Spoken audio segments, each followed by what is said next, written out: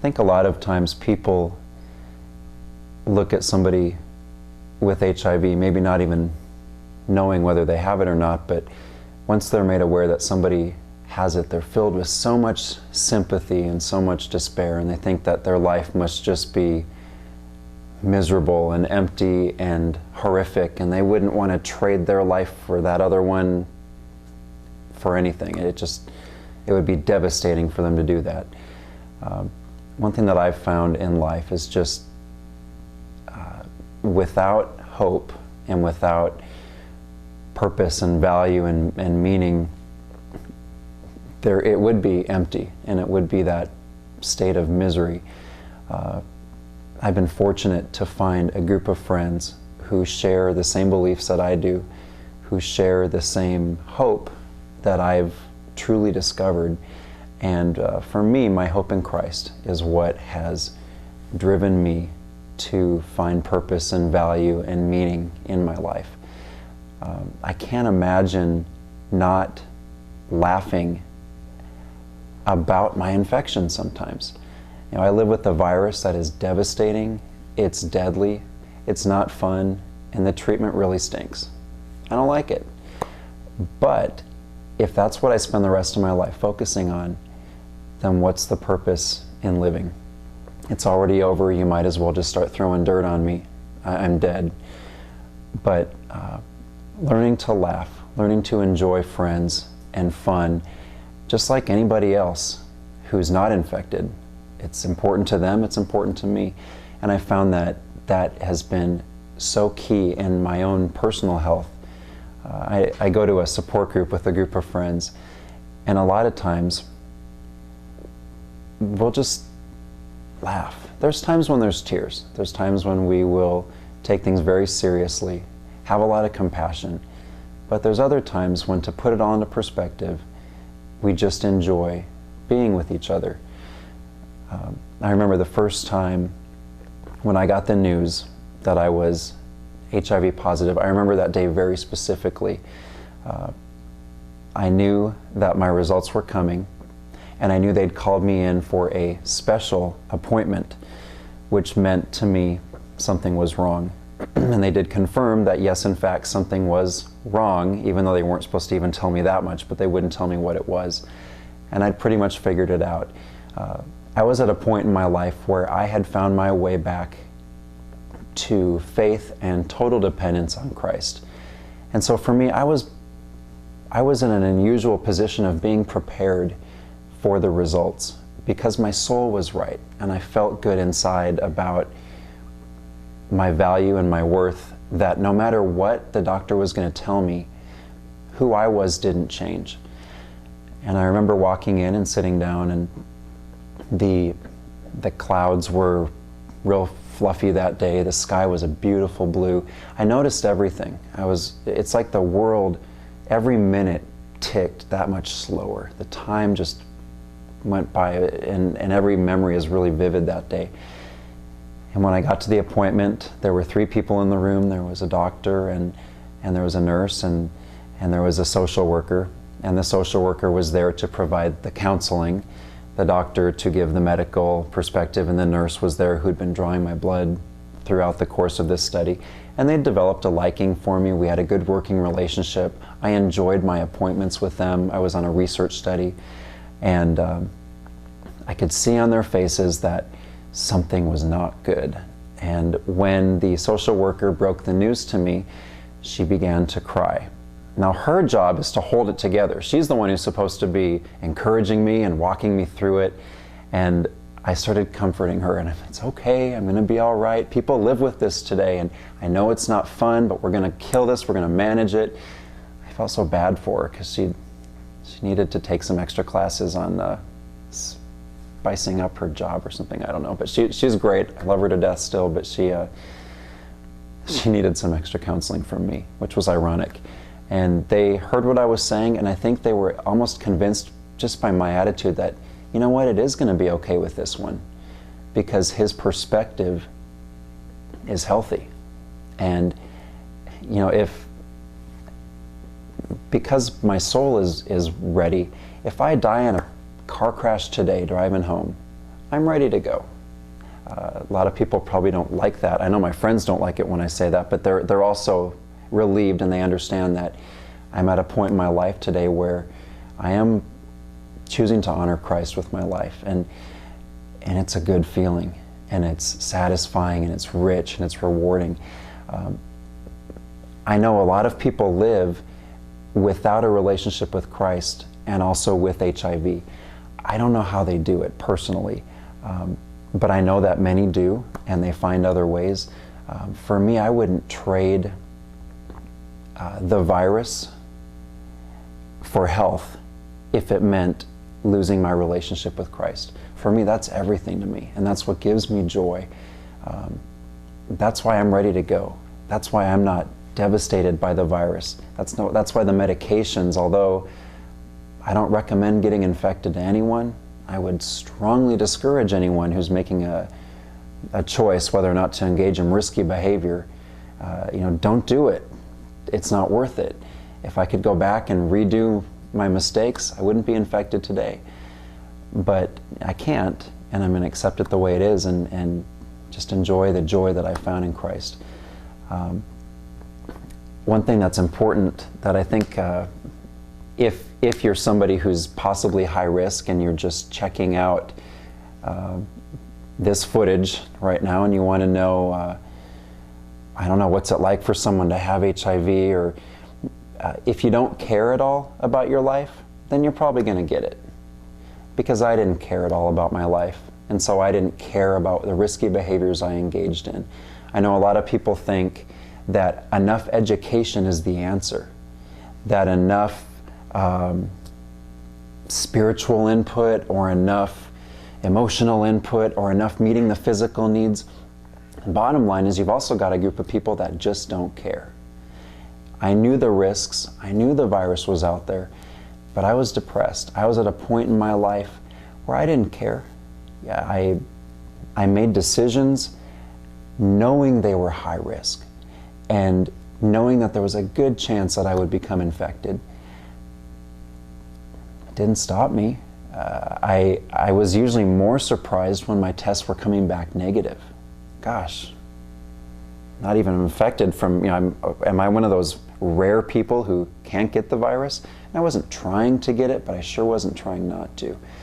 That's one reason I think this virus is here to stay. I think that because of people like me who are in a place in their life that they're making big decisions, but their mind is really unhealthy at the moment.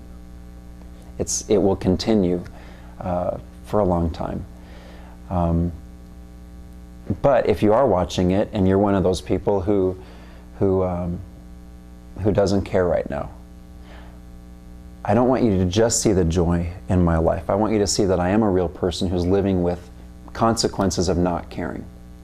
The consequences of me not caring are that I took no precautions, and I made my decisions based on thinking my life had no value and I had no worth, and those were lies, and I bought into it, and I believed it, and nobody I know is happy that I did that. Nobody is proud of me for becoming infected.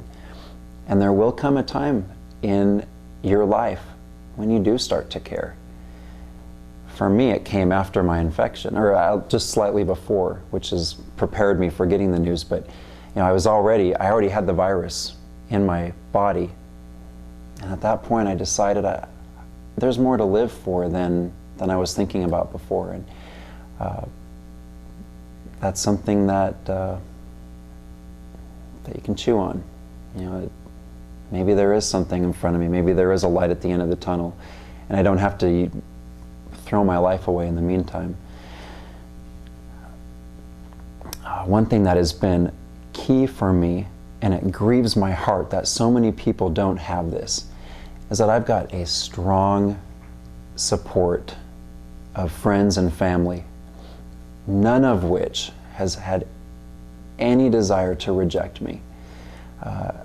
I had no reservations about disclosing my HIV status to my friends and family.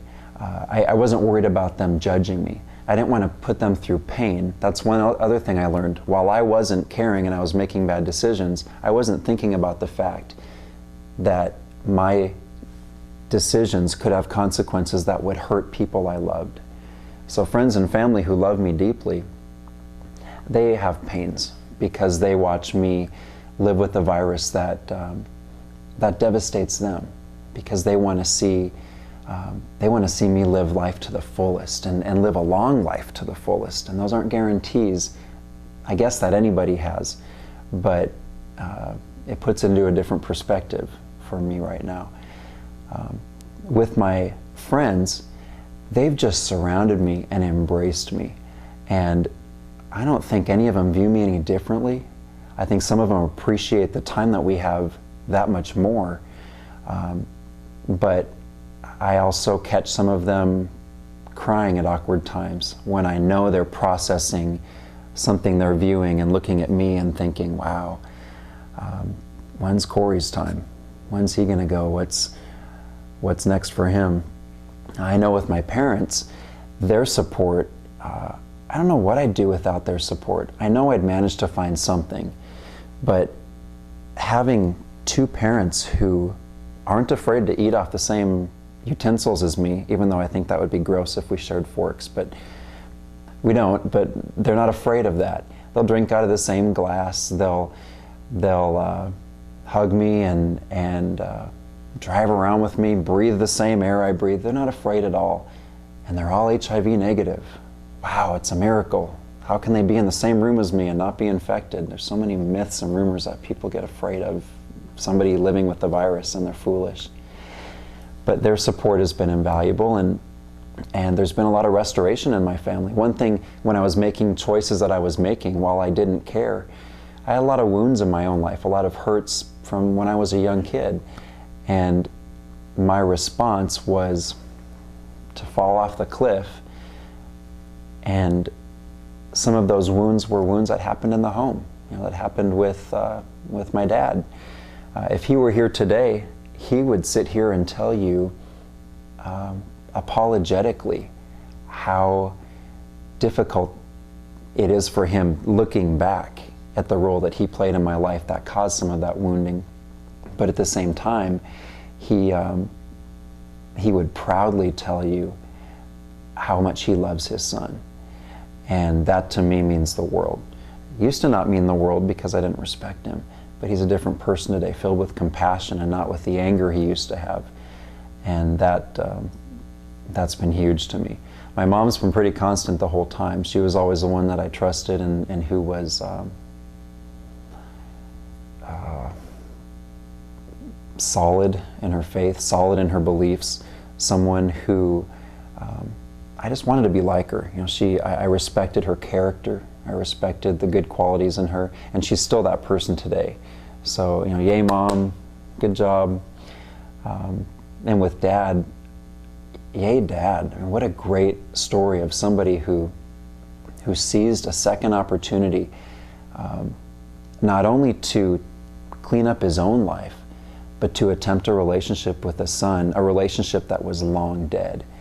And he had to work extra hard and continues to work hard to maintain a meaningful connection with me.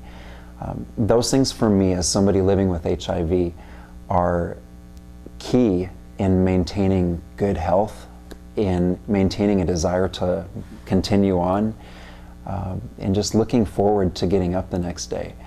And I know a lot of people don't have that, and I'm sorry. That's challenging. But again, if I didn't have that, you gotta find something else. There's somebody else out there that can encourage you along. There's always somebody who cares about you.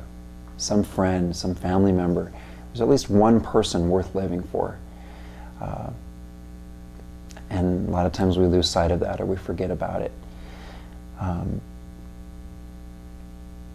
lot of times people are curious and want to know, and I guess I'm not afraid to tell it. I don't like talking about it sometimes because it deflects from HIV and AIDS, but it's important to people. How did you get infected?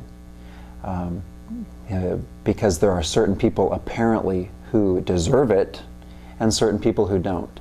A young child who was born because the mother carried the virus and passed it on to her child, that child's innocent.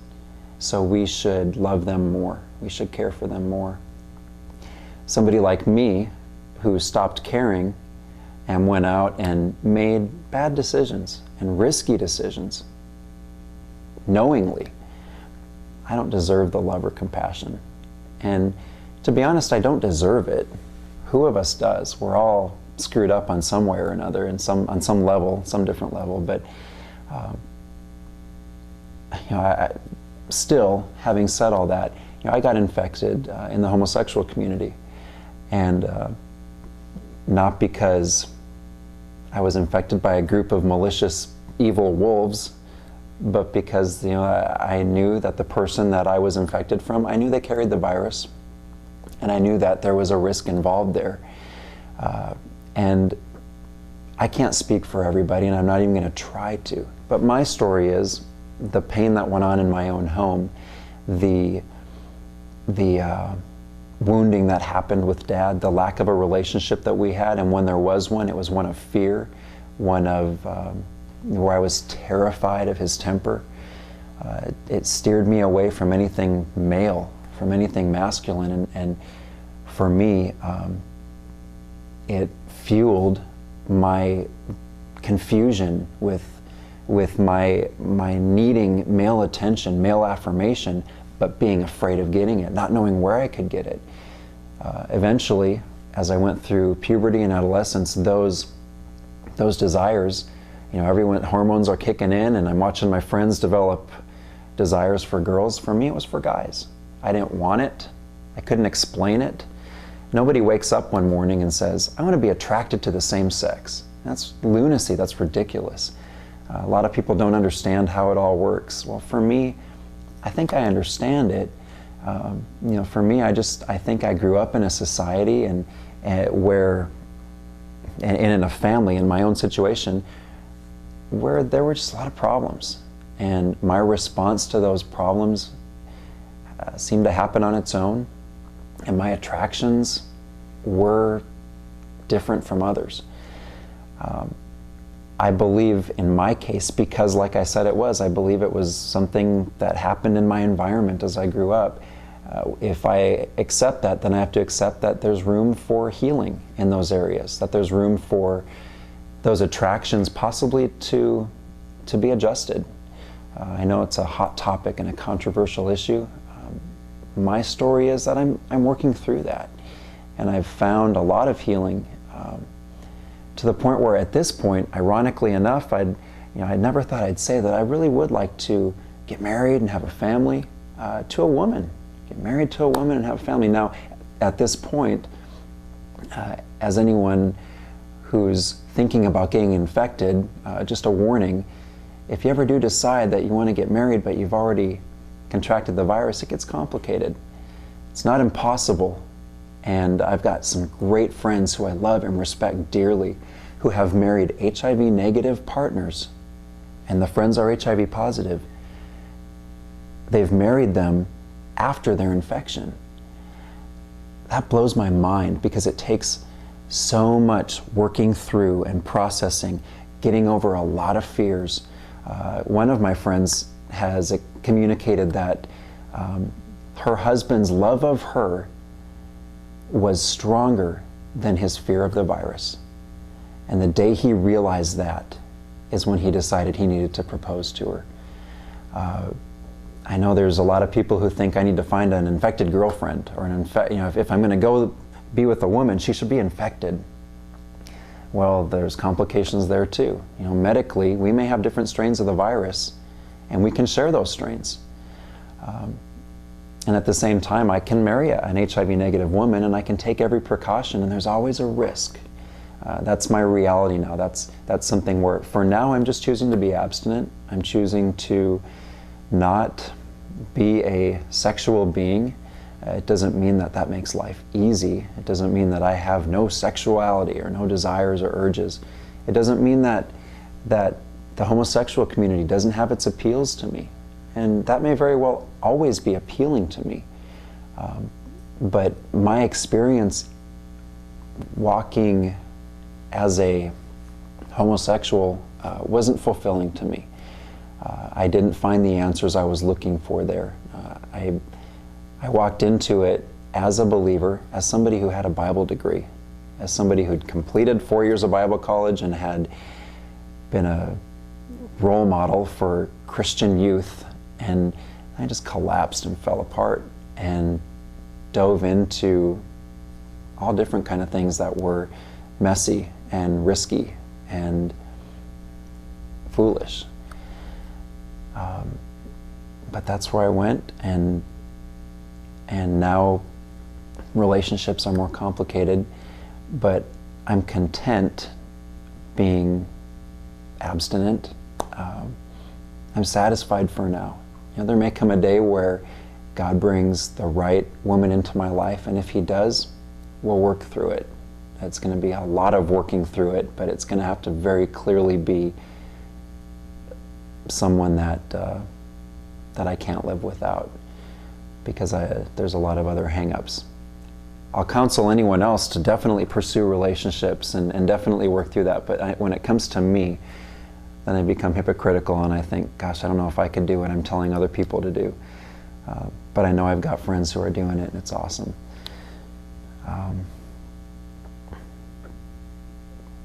So that's me. There's a million other things I could talk about, a million other interests that I have nothing to do with HIV and AIDS, because a lot of times my life is not all about HIV and AIDS. But HIV is always with me. It will not leave me. I can't take a vacation from it. I can't get away from it. But I can go backpacking through Europe. I can go skydiving. I can go snow skiing. I can go learn how to surf. I can manage my finances. I can hold a job.